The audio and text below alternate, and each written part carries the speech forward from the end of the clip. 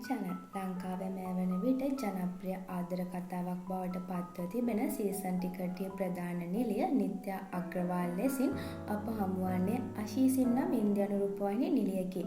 2015 දී රංගනයට පිවිස ඇති අතර 1997 අගෝස්තු 12 වන දින උපත ලබා ඇත.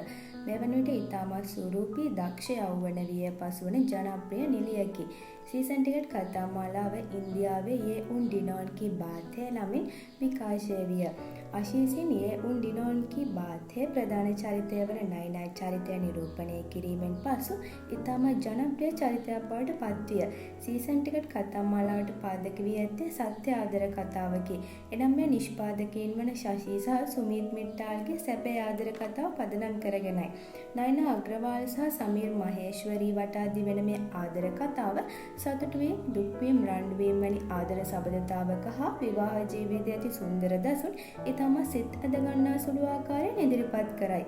අශීසින් සීක්‍රට් ඩයරීස් රංගනයේ ශ්‍රේෂ්ඨයට පිවිසෙන අතර මේ වන විට චිත්‍රපට සහ මියුසික් වීඩියෝ වලට රංගනයෙන් දායක වන ජනප්‍රිය නිළියකි.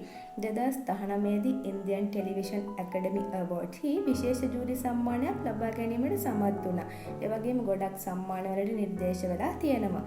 අශීසින් විවේකයෙන් ඉන්න වෙලාවට ඩාන්ස් කරන්න, සින්දු කියන විනෝදචාරිකයන් ගොඩක් කැමතිලු.